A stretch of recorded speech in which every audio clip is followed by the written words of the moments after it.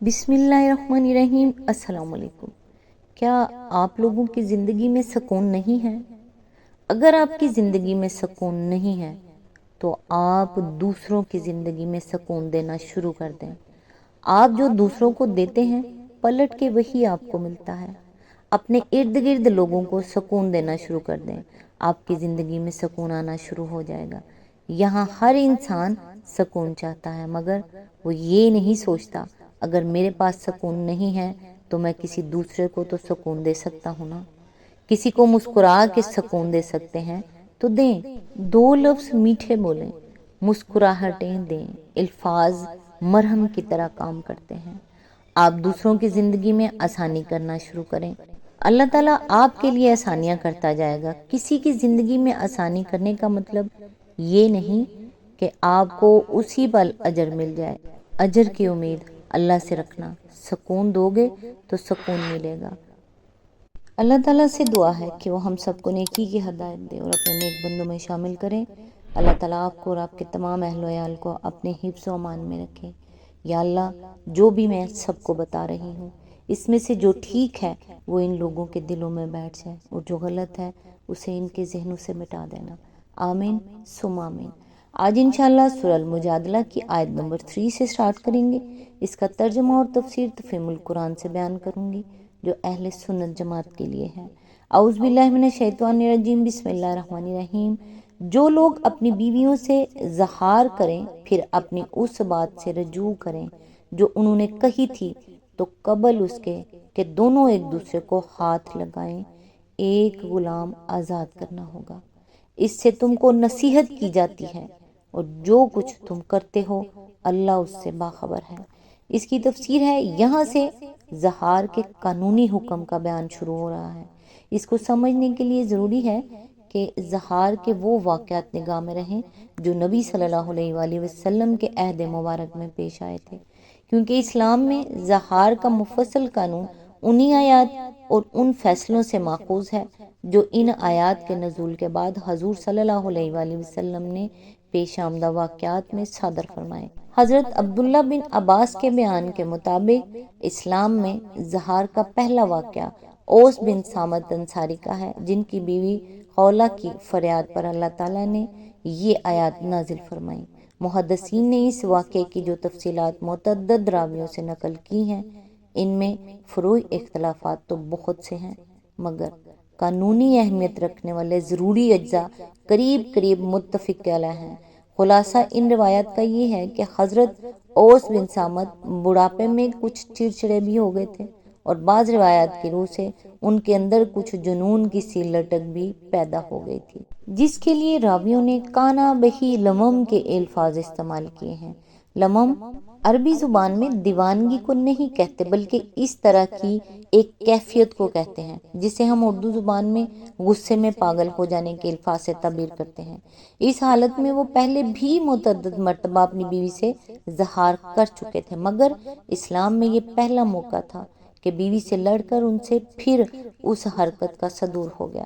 اس پر ان کی اہلیہ رسول اللہ صلی اللہ علیہ وآلہ وسلم کی خدمت میں حاضر ہوئیں اور سارا قصہ آپ سے بیان کر کے عرض کیا کہ یا رسول اللہ صلی اللہ علیہ وآلہ وسلم، کیا میری اور میرے بچوں کی زندگی کو تباہی سے بچانے کے لیے رخصت کا کوئی پہلو نکل سکتا ہے؟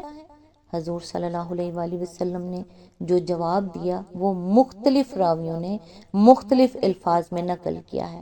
بعض روایات میں الفاظ یہ ہیں کہ ابھی تک اس مسئلے میں مجھے کوئی حکم نہیں دیا گیا، اور بعض میں یہ الفاظ ہیں کہ میرا یہ خیال ہے کہ تم اس پر حرام ہو گئی ہو، اور بعض میں یہ ہے کہ آپ نے فرمایا تم اس پر حرام ہو گئی ہو۔ اس جواب کو سن کر وہ نالہ و فریاد کرنے لگی۔ بار بار انہوں نے حضور صلی اللہ علیہ وآلہ وسلم سے عرض کیا کہ انہوں نے طلاق کے الفاظ تو نہیں کہے ہیں، آپ کوئی صورت ایسی بتائیں جس سے میں اور میرے بچے اور میرے بوڑھے شوہر کی زندگی تباہ ہونے سے بچ جائے۔ مگر ہر مرتبہ حضور صلی اللہ علیہ وآلہ وسلم ان کو وہی جواب دیتے رہے۔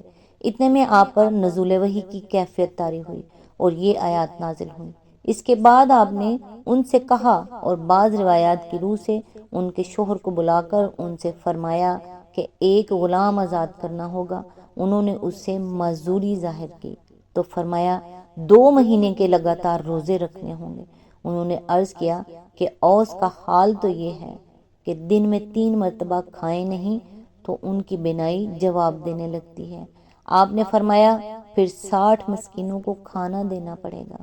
انہوں نے عرض کیا کہ وہ اتنی مقدرت نہیں رکھتے اللہ یہ کہ آپ مدد فرمائیں۔ تب آپ صلی اللہ علیہ وآلہ وسلم نے انہیں اتنی مقدار میں سامان خوراک عطا فرمایا جو 60 آدمیوں کی 2 وقت کی غذا کے لیے کافی ہو۔ اس کی مقدار مختلف روایات میں مختلف بیان کی گئی ہے، اور بعض روایات میں یہ ہے کہ جتنی مقدار حضور صلی اللہ علیہ وآلہ وسلم نے عطا فرمائی اتنی ہی خود حضرت خولہ نے اپنے شوہر کو دی تاکہ وہ کفارہ ادا کر سکیں۔ ابن جریر، مسند احمد، ابو داؤد، ابن ابی حاتم۔ زہار کا دوسرا واقعہ سلمہ بن صخر بیاضی کا ہے۔ ان صاحب پر اعتدال سے کچھ زیادہ شہوت کا غلبہ تھا۔ رمضان آیا تو انہوں نے اس اندیشے سے کہ کہیں روزے کی حالت میں دن کے وقت بے صبری نہ کر بیٹھے، رمضان کے اختتام تک کے لیے بیوی سے زہار کر لیا، مگر اپنی اس بات پر قائم نہ رہ سکے اور ایک رات بیوی کے پاس چلے گئے۔ پھر نادم ہو کر رسول اللہ صلی اللہ علیہ وآلہ وسلم سے ماجرا عرض کیا۔ آپ صلی اللہ علیہ وآلہ وسلم نے فرمایا ایک غلام آزاد کرو۔ انہوں نے کہا میرے پاس تو اپنی بیوی کے سوا کوئی نہیں ہے جس سے آزاد کر دوں۔ فرمایا 2 مہینے کے مسلسل روزے رکھو۔ انہوں نے عرض کیا کہ روزوں ہی میں تو صبر نہ کر سکنے کی وجہ سے اس مصیبت میں پھنسا ہوں۔ حضور صلی اللہ علیہ وآلہ وسلم نے فرمایا پھر 60 مسکینوں کو کھانا کھلاؤ۔ انہوں نے کہا ہم تو اس قدر غریب ہیں کہ رات بھی کھائے بغیر سوئے ہیں۔ اس پر آپ صلی اللہ علیہ وآلہ وسلم نے بنی زریق کے محصل زکوٰۃ سے ان کو اتنا سامان خوراک دلوایا کہ 60 آدمیوں میں بانٹ دیں اور کچھ اپنے بال بچوں کی ضرورت کے لیے بھی رکھ لیں۔ مسند احمد، ابو داؤد، ترمذی۔ تیسرا واقعہ نام کی تصریح کے بغیر یہ بیان کیا گیا ہے کہ ایک شخص نے اپنی بیوی سے زہار کیا اور پھر کفارہ ادا کرنے سے پہلے ہی اس سے مباشرت کر لی۔ بعد میں حضور صلی اللہ علیہ وآلہ وسلم سے مسئلہ پوچھا تو آپ نے حکم دیا کہ اس سے الگ رہو جب تک کفارہ ادا نہ کر دو۔ ابو داؤد، ترمذی، نسائی، ابن ماجہ۔ چوتھا واقعہ یہ ہے کہ رسول اللہ صلی اللہ علیہ وآلہ وسلم نے ایک شخص کو سنا کہ اپنی بیوی کو بہن کہہ کر پکار رہا ہے۔ اس پر آپ صلی اللہ علیہ وآلہ وسلم نے غصے سے فرمایا یہ تیری بہن ہے، مگر آپ نے اسے اظہار قرار نہیں دیا۔ ابو داؤد۔ یہ 4 معتبر واقعات جو مستند ذرائع سے احادیث میں ملتے ہیں اور انہی کی مدد سے قرآن مجید کے اس حکم کو اچھی طرح سمجھا جا سکتا ہے جو آگے کی آیتوں میں بیان ہوا ہے۔ اسی آیت کے ضمن میں آگے فرمایا اصل الفاظ ہیں یعودون لما قالوا، لفظی ترجمہ یہ ہوگا کہ پلٹیں اس بات کی طرف جو انہوں نے کہی، لیکن عربی زبان میں اور محاورے کے لحاظ سے ان الفاظ کے معنی میں بڑا اختلاف واقع ہو گیا ہے۔ ایک مفہوم ان کا یہ ہو سکتا ہے کہ ایک دفعہ زہار کے الفاظ منہ سے نکل جانے کے بعد پھر ان کا اعادہ کریں۔ زاہریہ اور بکیر بن الاشج اور یحییٰ بن زیاد الفراء اسی کے قائل ہیں، اور عطا بن ابی رباح سے بھی ایک قول اسی کی تائید میں منقول ہوا ہے۔ ان کے نزدیک ایک دفعہ کا زہار تو معاف ہے، البتہ آدمی اس کی تکرار کرے تب اس پر کفارہ لازم آتا ہے، لیکن یہ تفسیر 2 وجوہ سے صریحاً غلط ہے۔ ایک یہ کہ اللہ تعالیٰ نے زہار کو بیہودہ اور جھوٹی بات قرار دے کر اس کے لیے سزا تجویز فرمائی ہے۔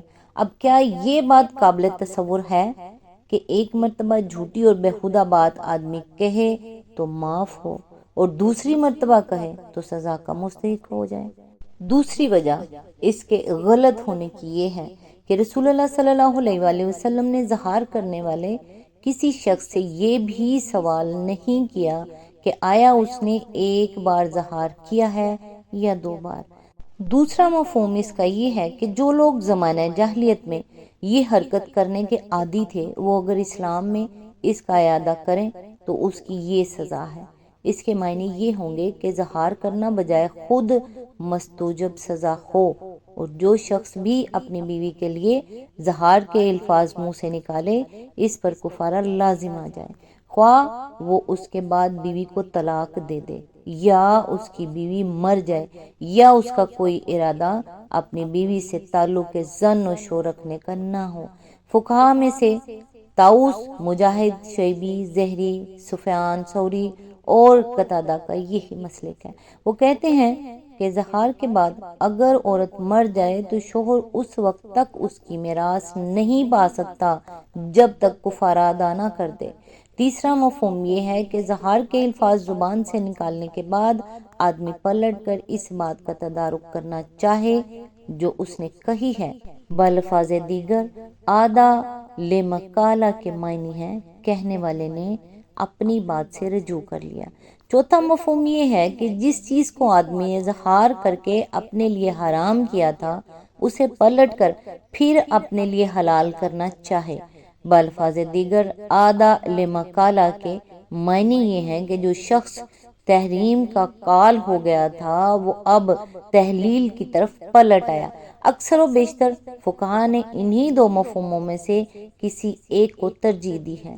اسی آیت کے ضمن میں آگے فرمایا بالفاظ دیگر یہ حکم تمہاری تعدیب کے لیے دیا جا رہا ہے تاکہ مسلم معاشرے کے لوگ جاہلیت کی اس بری عادت کو چھوڑ دیں اور تم میں سے کوئی شخص اس بے خودہ حرکت کا ارتکاب نہ کرے۔